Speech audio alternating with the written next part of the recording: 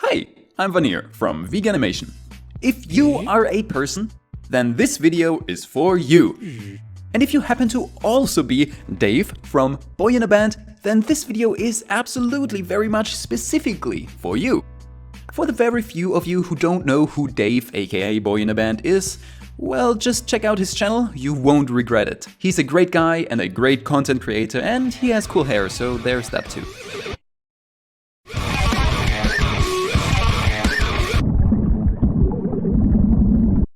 If you looked at the title of this video, you may wonder what topic I am challenging Dave on, so here we go. That topic would be...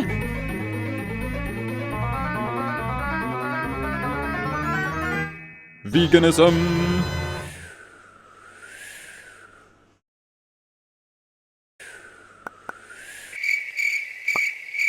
Okay, admittedly, that topic doesn't particularly evoke excitement in most people, but stick with me, and maybe you will change your views somewhat by the end of this video, or at least feel a bit more educated on the topic.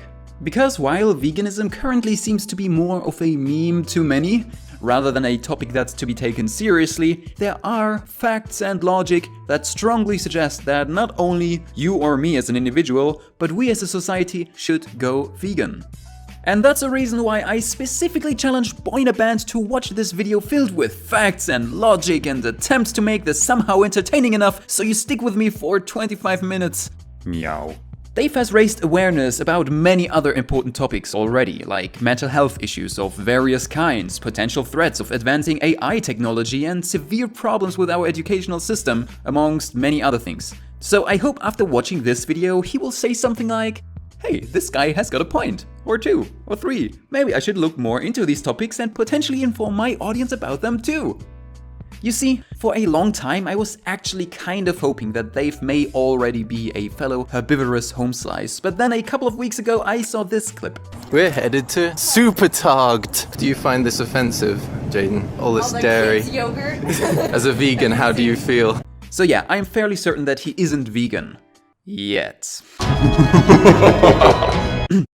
I thought to myself, Dave is a person who is so down to earth, kind-hearted, and so logical. You think that everyone's views should be respected regardless of whether they are supported by facts or not. Bugger off, do I? The only logical reason he is not vegan that I can think of is that he hasn't come across the right information yet. Which isn't surprising, by the way, because let's be honest, when are we ever encouraged to question our food choices beyond something like maybe, do I prefer sour cream onion chocolate crisps or banana bacon blueberry crisps?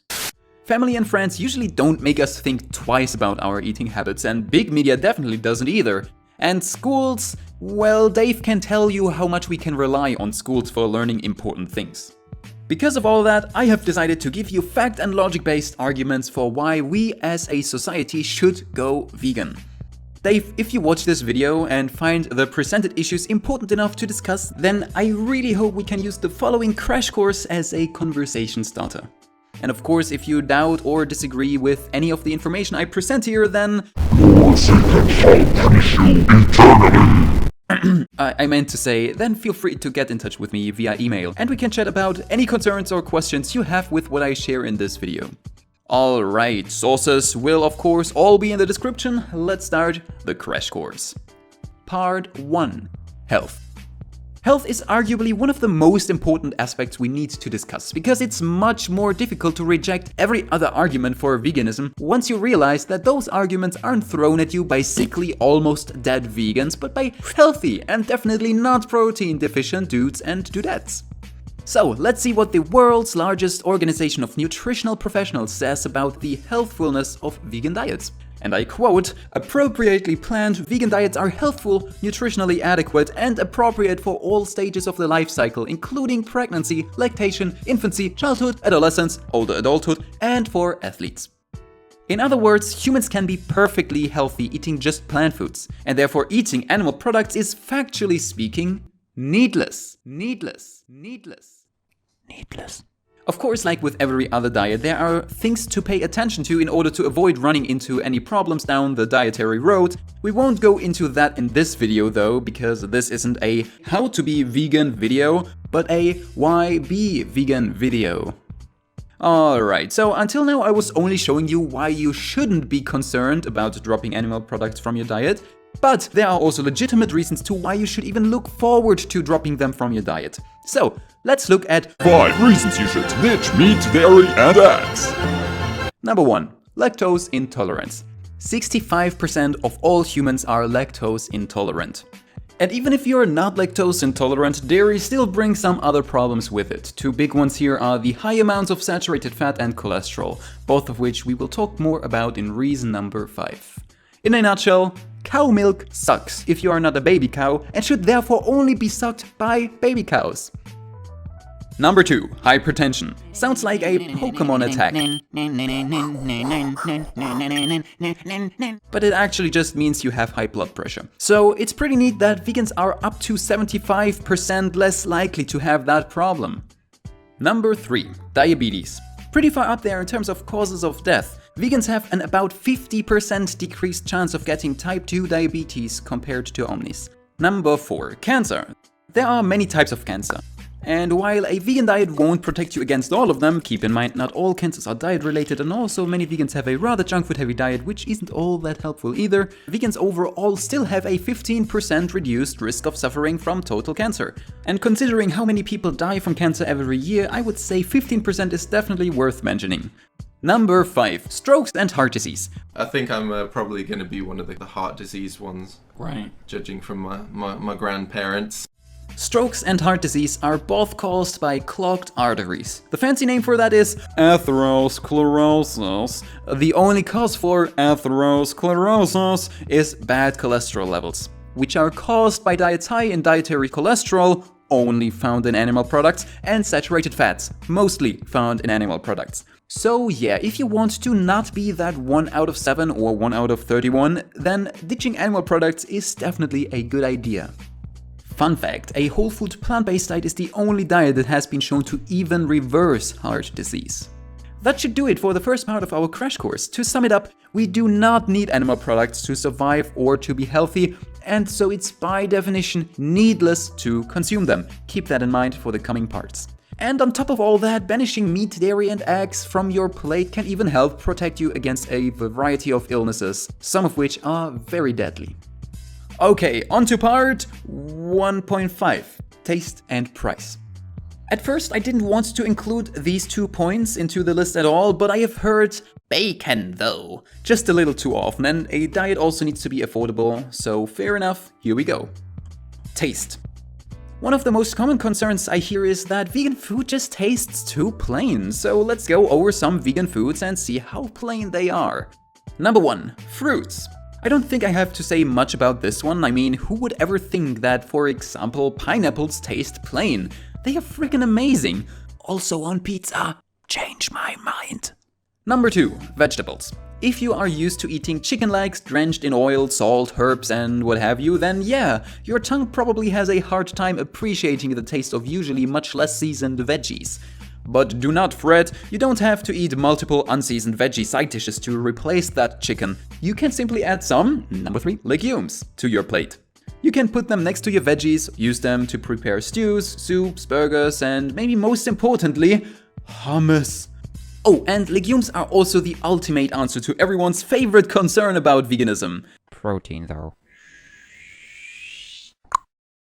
Do I look Protein deficient! No, sir. Number 4, grains. Oats, wheat, rice, buckwheat, quinoa, and so on are at your fingertips. Products made from grains include pasta, bread, pizza, dumplings, etc. You get the idea. You can do a lot with them.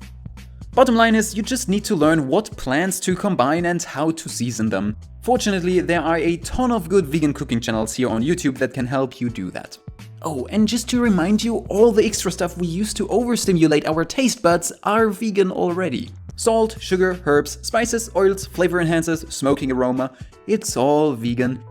So if you care about that kind of taste experience, then you can just drown plants in those things instead of animal products. Price. Staple foods like oats, rice, pasta, bread, lentils, beans, seasonal fruits and vegetables, etc. are super cheap. And unless you stuff your fridge with fancy vegan meat substitutes or go to expensive vegan restaurants every day, then you will be off cheaper on a vegan diet compared to a diet with animal products. Even with all the government subsidies and externalized costs that make animal products affordable in the first place. Part 2. Environment. He realizes that people who deny climate change as a world-ending threat are idiots. I feel like this could be the part for Dave, because the environmental argument is probably the most concrete argument that there is for veganism. So let's start this one by disagreeing with one of Dave's heroes, Elon Musk. Because, as he explained it, climate change needs to be dealt with, and the biggest consumption of that is cars.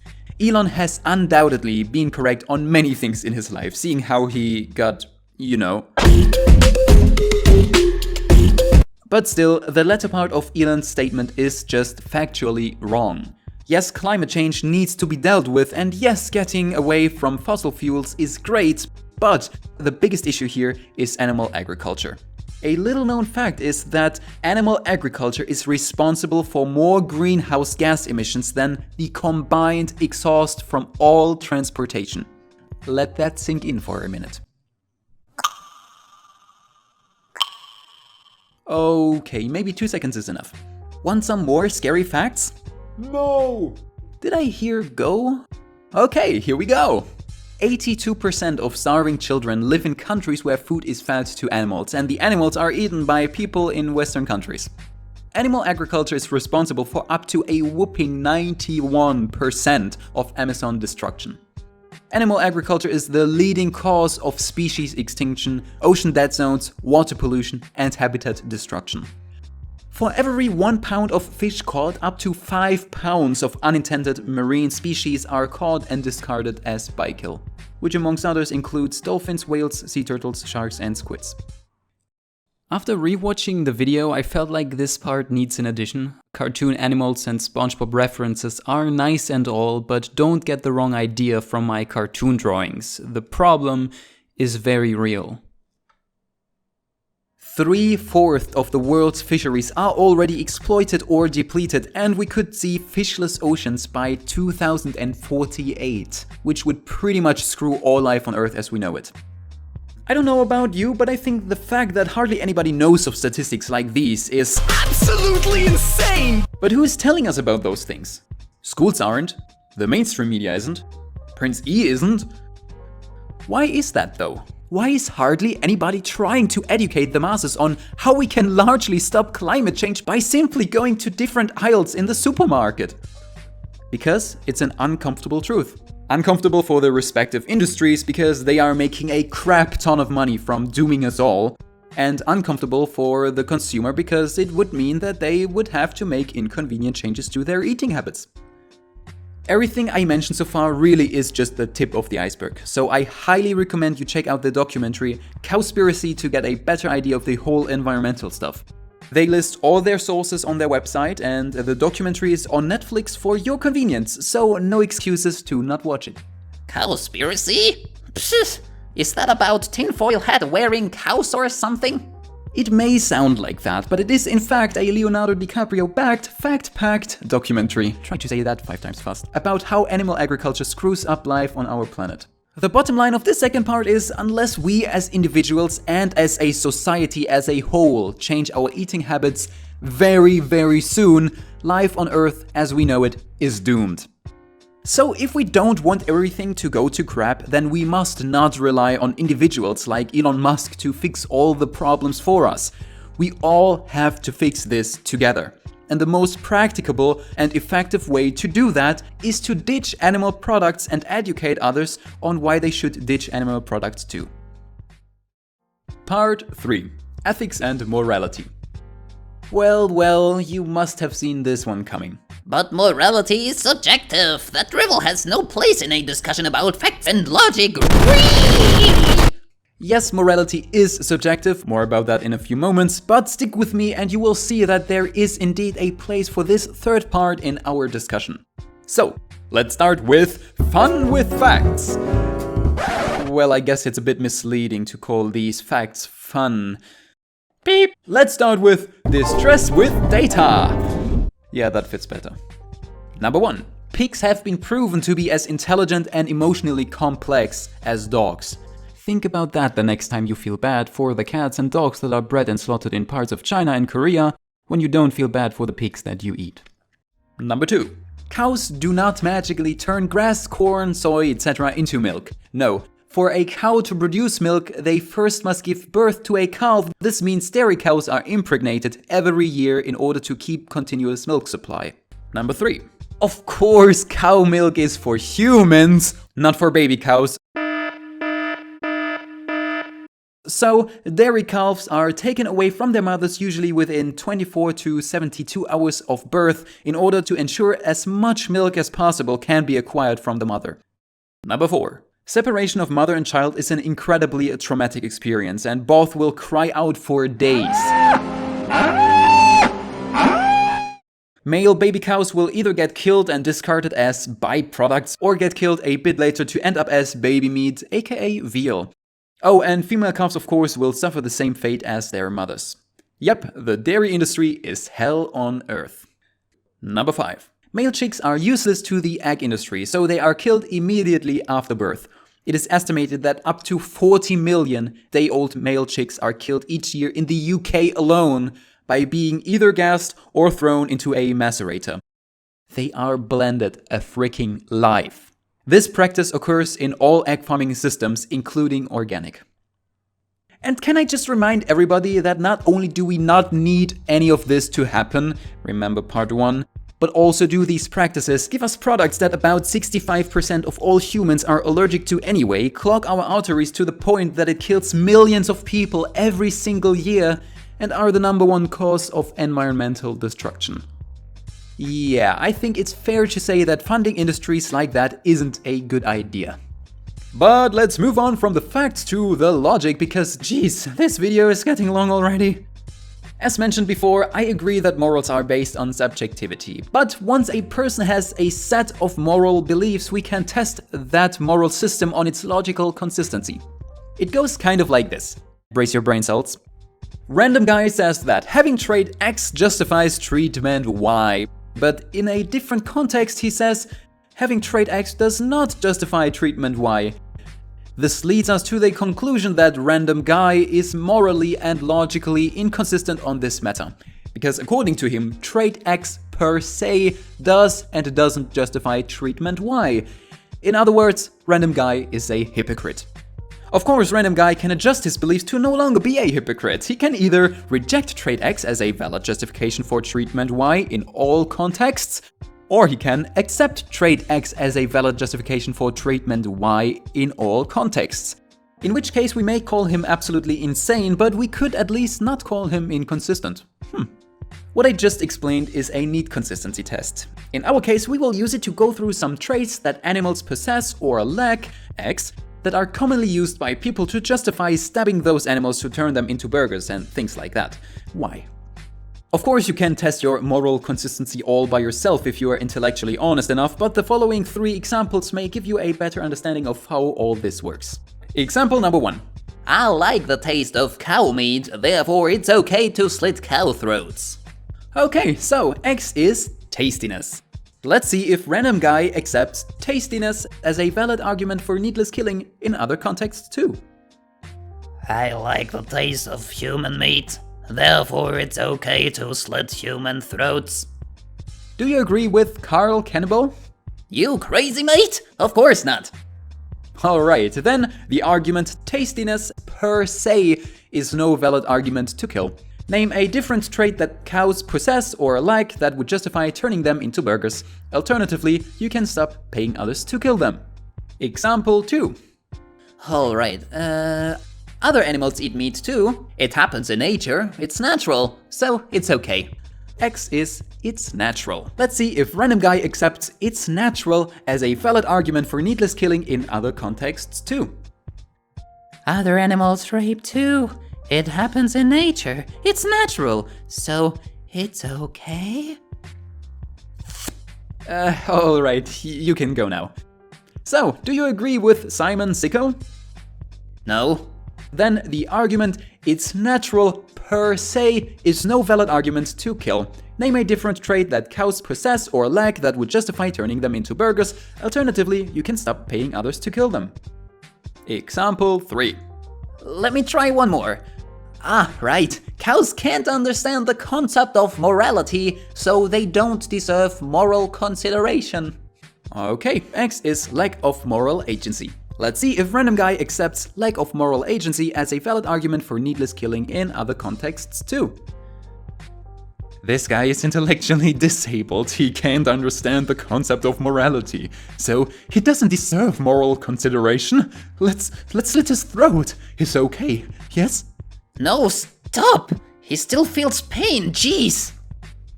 Then, The argument, lack of moral agency per se, is no valid argument to kill, yada yada yada. I know. Can I go now? sure. Alrighty then.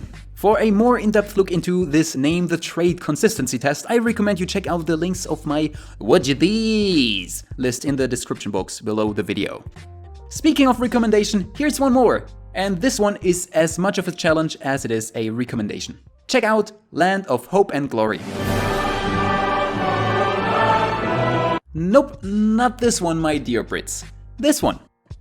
This documentary shows what happens on a daily basis to animals before they are put into packaging with smiling cartoon faces printed on them. It's on YouTube for free and it's relatively short, so please give it a watch. The reason I challenge you to watch Land of Hope and Glory is because when we talk about things like billions of animals dying every year, causing needless harm and so on, it all sounds pretty abstract. We are so detached from the consequences of our eating habits. Oh no, consequences. And it all seems so abstract that some people really seem to think that bacon, though, is actually a valid argument in a debate about the moral issues of consuming animal products. Okie dokie, with that we conclude part 3. Conclusion. To sum up the past 20-something minutes, 1. Eating animal products is factually needless because vegan diets are healthful if done right and are even shown to help prevent crap like ischemic heart disease, type 2 diabetes, hypertension and certain types of cancer, among other things. 2. While AI may eventually doom humankind, animal agriculture definitely will if we don't shift from animal products to plant products very soon. 3. Stabbing animals for taste, pleasure and convenience is hard to morally justify. Once more, all sources are in the description alongside with a watch these list with videos/documentaries that I cannot recommend you enough. And no matter how uncomfortable the topic may make you feel, the evidence is pretty clear. Being vegan is the most logical way to live in our day and age. But again, this video is meant as a conversation starter, so if you doubt or disagree with anything I said in the video, fair enough, please leave a comment or make a response video. And if you disagree with anything I said, then please provide sources, that would be great. That's almost it. This video took me many weeks to make, so please, if you care even one bit about this topic, rate the video, leave a comment, support me on Patreon, and most importantly, share the video, especially with Dave on his social media accounts, so that he hopefully watches this. And Dave, if you watch this right now, then I encourage you to dig deeper into the topic of veganism, because there is a lot that I couldn't even cover in a short video like this. And again, feel free to shoot me a message if you want to chat about anything I said, or if you want to chat about veganism in general. Ultimately, the reason I focused on getting my message across specifically to you, Dave, is because I feel like you're one of the most intellectually honest people out there that has a big following. So I hope, and actually I'm even certain that if you end up finding this topic to be important enough, you will discuss it with your audience in some shape or form. Yeah, that's it. Cheers for watching, have a nice day.